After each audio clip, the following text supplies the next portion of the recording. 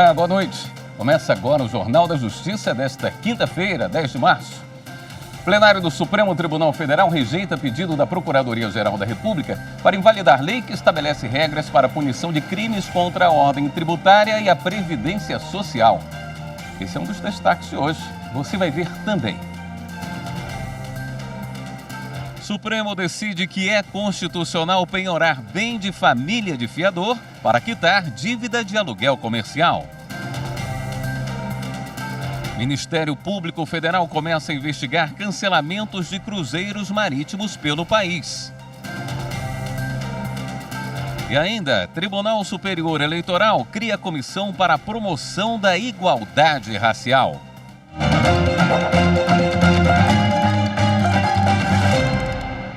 Por maioria de votos, o Supremo Tribunal Federal rejeitou o pedido do Procurador-Geral da República para invalidar lei que estabelece regras para a punição de crimes contra a ordem tributária e a Previdência Social. A ação proposta pelo Procurador-Geral da República quer a declaração de inconstitucionalidade do artigo 83 da Lei 9.430 de 1996, com alteração promovida em 2010, que modificou a legislação tributária para incluir nela os crimes contra a ordem tributária e contra a Previdência Social, previstos no Código Penal. Conforme alegado pelo autor, o Ministério Público só poderia oferecer denúncia contra contribuinte suspeito de ter cometido o crime quando houver uma decisão definitiva na esfera administrativa sobre a exigência do tributo. A Procuradoria-Geral da República alega que a exigência de decisão administrativa definitiva para denunciar o contribuinte acusado de crime contra a ordem tributária e a Previdência Social pode incentivar práticas criminosas. A regra imposta pela lei restringe a atuação do Ministério Público no combate à sonegação de impostos e na punição de outros crimes, como omissão ou falsas declarações em impostos. Condicionar a representação fiscal para fins penais dos crimes contra a ordem tributária e a Previdência Social, de natureza formal, ao exaurimento do processo administrativo fiscal, é medida da tavenha desproporcional, ofensiva ao devido processo legal em sua dimensão substancial. Esse entendimento impõe barreiras à atuação tempestiva do Ministério Público e lesiona particularmente o patrimônio fiscal e da Previdência Social.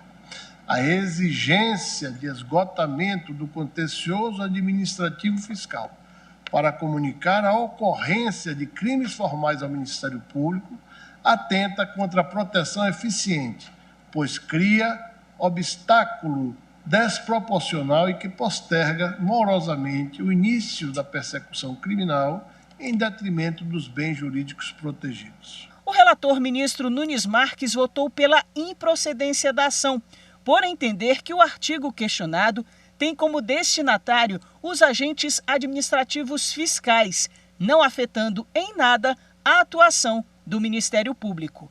Apenas afirmo que, ante a prudência que o tema impõe, não vejo como, em sede abstrata, rever importante garantia direcionada aos indivíduos. É bem verdade que, ante a importância dos bens jurídicos envolvidos, poderia o ordenamento jurídico dar tratamento diverso do que o estendido ao final pela Lei 2.350 de 2010. Todavia, não o fez. E não me parece de bom tom reduzir, em sede de controle concentrado, garantias individuais que possam vir a ser legalmente instituídas, principalmente quando envolvida tão indireta contrariedade ao texto constitucional como a aventada na presente ação. O ministro André Mendonça seguiu o relator. A instituição essencial ao sistema de justiça não estaria impedida de agir no que concerne a propositura da ação penal. Assim, logicamente, que tomasse conhecimento de atos criminosos na ordem tributária a partir de diversificados outros meios a si disponibilizados. Ademais, o dispositivo não representaria uma condição de procedibilidade para a instauração da ação penal pública. A partir dessas orientações do Supremo Tribunal Federal, penso descaber a alegação de proteção deficiente do bem penal protegido pelo artigo 168-A do Código Penal. Essa sessão do STF terminou agora há pouco. Vamos falar ao vivo com a repórter Marta Ferreira, que tem os detalhes desse julgamento. Marta, boa noite. Boa noite, William. Boa noite a todos. Depois do voto do ministro André Mendonça, a sessão teve prosseguimento com o voto dos demais ministros. O único a divergir em parte do relator foi o ministro Alexandre de Moraes. Com isso, o plenário, por maioria, decidiu pela improcedência da ação. E assim fica valendo a lei que estabelece, a regra que estabelece que o fisco pode enviar representação fiscal para fins penais ao Ministério Público depois de proferida a decisão final do processo administrativo. William. Obrigado, Marta. Os ministros do Supremo reconheceram a validade da lei que criou o pagamento de bônus de produtividade a servidores da Receita Federal e da Auditoria Fiscal do Trabalho. A ação foi julgada no plenário virtual da Corte. A Procuradoria-Geral da República entrou com uma ação no Supremo contra o pagamento do adicional de eficiência e produtividade para servidores da Receita Federal e da Auditoria Fiscal do Trabalho que atuam na área tributária e aduaneira. Esse pagamento está previsto numa lei de 2017 sobre a remuneração de servidores públicos federais. Na ação, a PGR alegou ofensa à reserva legal para a fixação de remuneração de agentes públicos. Mas o relator ministro Gilmar Mendes não aceitou esse argumento. Ele explicou que a lei de 2017 revogou uma norma anterior que previa a remuneração por subsídios e criou uma nova forma de remuneração, por desempenho. No voto, o ministro afirmou: a lei questionada sinaliza a possibilidade de acréscimo remuneratório, isso dentro de patamares legal e constitucionalmente previstos ou entre os atuais vencimentos e o teto constitucional de remuneração do serviço público, que é o salário de ministros do STF. Gilmar Mendes disse: a mim parece causar maior inquietação ao cidadão contribuinte o pagamento de certas rubricas tradicionais, como a venda de férias não gozadas, auxílios os mais diversos, custeio de passagens em primeira classe com dinheiro público, pagamentos dobrados de remuneração por ocasião de remoção de local de exercício, muitas vezes pagamentos estes que superam significativamente o teto remuneratório constitucional. Todos os ministros seguiram o voto do relator. O Supremo Tribunal Federal decidiu que é constitucional penhorar bem de família de fiador para quitar dívida de aluguel comercial. Prevaleceu o entendimento de que deve ser respeitada a livre iniciativa do locatário e a autonomia de vontade do fiador, que de forma livre e espontânea garantiu o contrato. O julgamento foi realizado pelo plenário virtual do STF. O recurso era contra a decisão do Tribunal de Justiça de São Paulo, que manteve a penhora da única propriedade da família do fiador para a quitação de aluguel de imóvel comercial. Segundo o TJ, a legislação não faz distinção entre as duas locações para ter um bem como garantia. Além disso, o Superior Tribunal de Justiça já teria pacificado o tema. No Supremo Tribunal Federal, por 7-4, prevaleceu o entendimento do relator, ministro Alexandre de Moraes, de que a possibilidade de penhora do bem não viola o direito à moradia do fiador. Segundo o ministro, ele exerce o direito à propriedade ao oferecer o próprio imóvel como garantia contratual de livre e espontânea vontade, com plena consciência dos riscos decorrentes de eventual inadimplência. Para o ministro Alexandre de Moraes, impor essa restrição representaria uma afronta também aos princípios da boa-fé e ao da livre iniciativa. O tema teve repercussão geral reconhecida. Portanto, a decisão tomada na Corte vai valer para outros casos semelhantes que aguardam julgamento nas outras instâncias do Poder Judiciário. O Supremo Tribunal Federal, em parceria com a Universidade de Münster, na Alemanha, promove amanhã, sexta-feira, o webinar Cortes Constitucionais e Proteção Contra-Majoritária. O evento vai ser transmitido pela plataforma Zoom e pelo canal do STF no YouTube a partir das 11 horas da manhã. As inscrições são gratuitas e podem ser feitas nesse link que aparece aqui na sua tela. A seguir, TSE cria comissão para a promoção da igualdade racial. Voltamos já.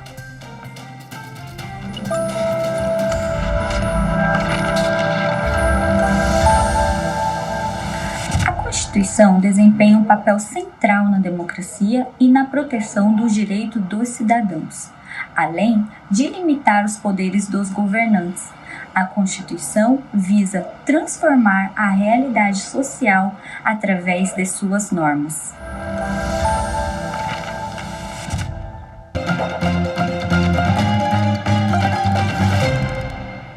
presidente do Tribunal Superior Eleitoral, ministro Edson Fachin, anunciou a criação de uma comissão para a promoção da igualdade racial. O ministro Benedito Gonçalves será o coordenador institucional da Comissão de Promoção de Igualdade Racial do TSE. A criação do grupo foi anunciada nesta quinta-feira, durante a sessão plenária da Corte Eleitoral. Entre os objetivos está o de planejar ações que combatam o preconceito racial no processo eleitoral. As instituições do Poder Executivo com políticas públicas, do Poder Judiciário até mesmo nos julgados, no Poder Legislativo aprovando políticas públicas, é um caminho que não tem mais volta e é um caminho que vai continuar até chegarmos ao respeito da dignidade da pessoa humana, independente da cor, como está o artigo 5º da Constituição.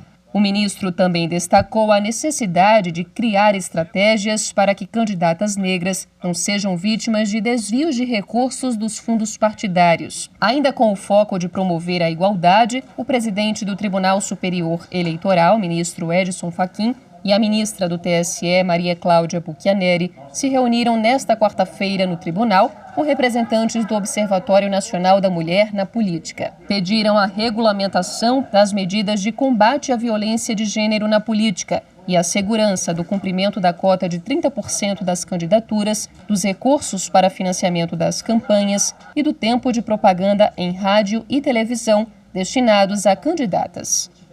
E em sessão plenária, o TSE decidiu manter a multa de R$100 mil aplicada a Joaquim Bellarmino Neto, prefeito reeleito em 2020 de Alagoinhas, na Bahia.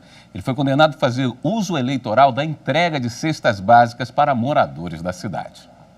Como amplamente demonstrado nos autos, a partir das provas acostadas, o recorrido usou e abusou das suas prerrogativas de prefeito para, no ano eleitoral, em face da pandemia, conquistar proveito político-eleitoral, vinculando sua imagem de forma reiterada à distribuição de cestas básicas e donativos à população, descumprindo, inclusive, ordem judicial que determinava sua abstenção na participação pessoal em tais atos.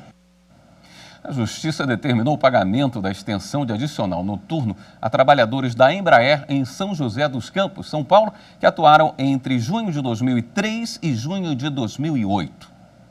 A ação foi movida pelo Sindicato dos Metalúrgicos de São José dos Campos e beneficia quase 1.000 pessoas. Segundo o sindicato, os trabalhadores tinham uma jornada que acabava às 6 horas da manhã, mas recebiam adicional só até às 5 da manhã. A Justiça reconheceu o direito à extensão do benefício e agora podem receber funcionários, ex-funcionários e parentes de trabalhadores que morreram. O pagamento já começou a ser feito e o sindicato estima que a Embraer deve desembolsar cerca de R$800 mil para regularizar o adicional do período de 2 de junho de 2003 a 2 de junho de 2008. Depois de receber uma série de denúncias, o Ministério Público Federal abriu inquérito para investigar o cancelamento de cruzeiros marítimos. Por conta da pandemia do coronavírus, as operações dos navios de turismo nos portos do Brasil foram suspensas até o dia 21 de janeiro deste ano. Porém, em fevereiro, as empresas vinculadas à Associação Brasileira de Cruzeiros Marítimos decidiram prorrogar a suspensão até este mês. Os consumidores que estavam com viagens marcadas reclamam do abuso das empresas que têm justificado os cancelamentos com base nas regras sanitárias. A Câmara do Consumidor e da Ordem Econômica do Ministério Público Federal instaurou o procedimento administrativo para investigar e acompanhar os cancelamentos. O MPF está fazendo um levantamento das reclamações dos consumidores e, em seguida, vai comunicar à associação quanto às dificuldades no atendimento da lei que trata das medidas emergenciais para amenizar os efeitos da crise causada pela pandemia nos setores de turismo e cultura. A Justiça Federal ordenou que a FUNAI continue entregando cestas básicas e itens de higiene a indígenas no oeste do Pará. O processo do Ministério Público Federal foi iniciado em 2020, no começo da pandemia, e após liminar judicial, chegou a ser feita a entrega de cestas básicas e materiais de higiene conforme ordenado, mas depois o fornecimento foi paralisado. A Justiça Federal de Santarém atendeu a pedidos do Ministério Público Federal e obrigou a Fundação Nacional do Índio, a FUNAI, a Companhia Nacional de Abastecimento, CONAB, e a União a reiniciar o fornecimento mensal para os povos indígenas da região oeste do Pará, moradores do Rio Trombetas e Baixo Tapajós. O fornecimento deve ser mantido enquanto vigorar a situação de emergência provocada pela pandemia de Covid-19. Em manifestação à Justiça, a CONAB sustentou que tinha feito a aquisição de materiais e alimentos. Já a FUNAI disse não ter orçamento suficiente para manter a entrega. No próximo bloco, a gente mostra o lançamento do Prêmio Inovare, que reconhece iniciativas que modernizam a justiça brasileira. Voltamos em instantes.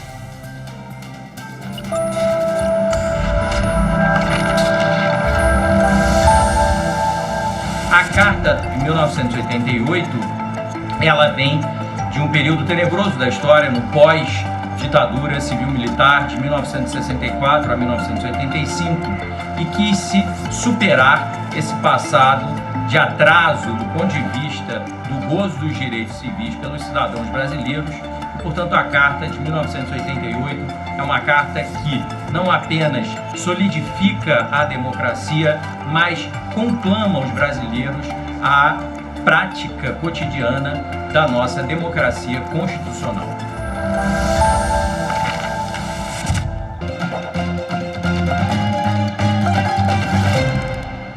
O Tribunal Superior do Trabalho assinou termo de compromisso com Cooperativa e Associação do Distrito Federal. O objetivo é destinar os resíduos recicláveis e reutilizáveis do tribunal.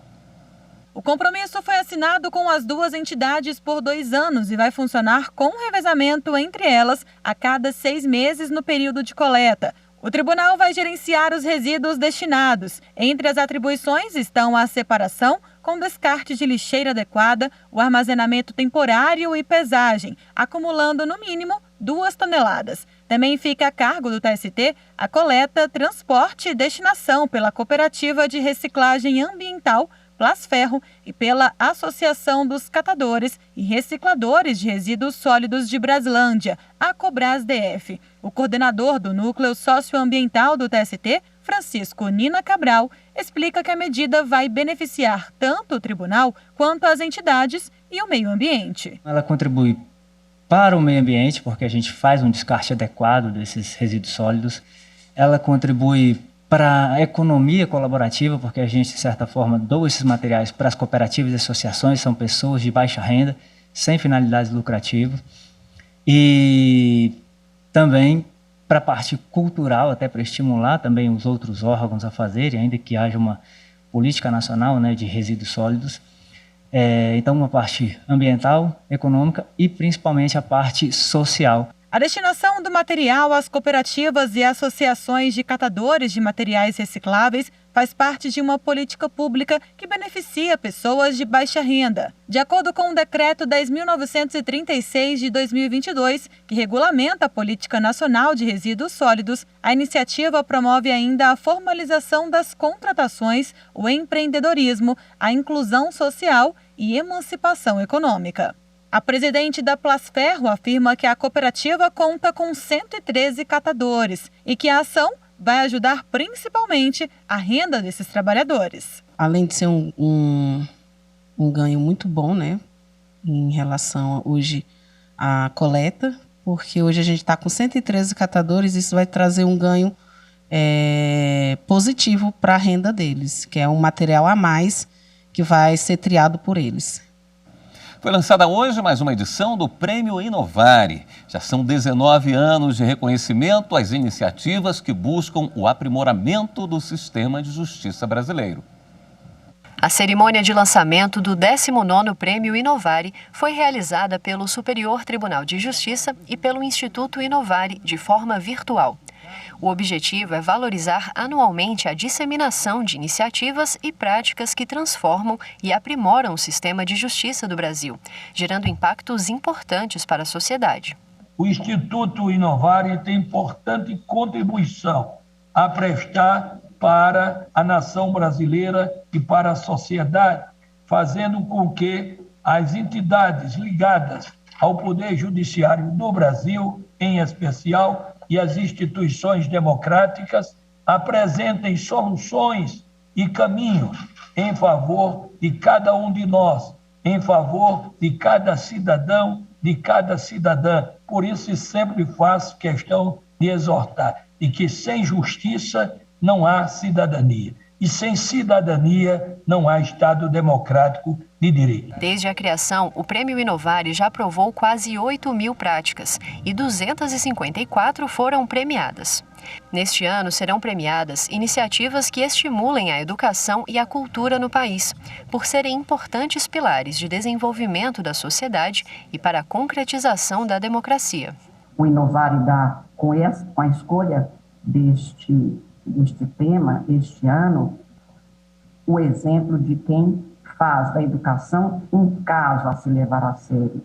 E, portanto, ele cuida e não se descuida daquilo para que a gente tenha a superação de um estado de coisas no qual muitas crianças, especialmente nestes últimos 2 anos, por força da pandemia, que não tinha acesso a condições mínimas, não conseguiu sequer ser alfabetizado no tempo certo, como mandam as constituições brasileiras, desde a primeira, como lembrei.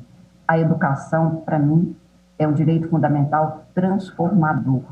E que nós passamos, portanto, de um patamar de garantia da liberdade à garantia da libertação, que só se faz exatamente pela educação e pela cultura. Não é livre quem não tem acesso às condições de se capacitar para criticamente exercer o seu papel de partícipe da sociedade. Como sabemos, é uma parelha temática matricialmente constitucional, com toda a relevância conferida pela Constituição mesma a esses 2 temas da maior envergadura e da mais elevada estatura normativa. Portanto, o Prêmio Inovari só tem a exultar com essa escolha feliz da parelha temática Educação e Cultura. As práticas recebidas serão analisadas por consultores especializados e pelo Instituto Datafolha e, posteriormente, julgadas pelos integrantes de comissão julgadora formada por ministros dos tribunais superiores e especialistas da área jurídica e acadêmica. O Inovari tem esse grande papel de obrigar os integrantes das diferentes categorias que fazem parte do judiciário a uma reflexão permanente e ao contínuo dever de aprimoramento que nós temos para com a sociedade brasileira, não apenas em termos de qualidade da prestação jurisdicional, como também da sua celeridade. E o Inovari tem sido, há muitos anos, um importante instrumento que identifica práticas construtivas, mas, além de identificá-las, obriga a todos nós, tanto os que inscrevem as práticas como nós que as julgamos, a dedicarmos um esforço permanente a fazer um país melhor e maior no espaço que nos cabe, que é atuando perante o Poder Judiciário. Na edição do ano passado, o Programa de Enfrentamento à Desinformação com foco nas eleições 2020 foi premiado e o trabalho tem sido reverenciado como um exemplo de boa prática para o combate às fake news e à desinformação durante o período eleitoral. Para realizar a iniciativa, foram feitas parcerias estratégicas inéditas em todo o mundo com os principais provedores de aplicativos e redes sociais. O Prêmio Inovari não apenas trouxe um importantíssimo reconhecimento dos trabalhos desenvolvidos, mas também conferiu uma maior visibilidade ao Programa de Enfrentamento à Desinformação da Justiça Eleitoral, o que concederá ao programa mais ferramentas para lidar com esse fenômeno, que é global e para o qual não há uma solução única, simples ou a curto prazo. Essa visibilidade ampliada contribui para que outros tribunais e órgãos públicos instituam os seus próprios programas para lidar com a desinformação e contribui também para que o próprio programa da Justiça Eleitoral seja mantido e ampliado. As inscrições para a 19ª edição do Prêmio Inovari vão até o dia 22 de abril. Mais detalhes sobre esta e também sobre as demais edições da premiação podem ser conferidos no site www.premioinovari.com.br. Esta edição do Jornal da Justiça fica por aqui. Obrigado pela companhia. Até amanhã.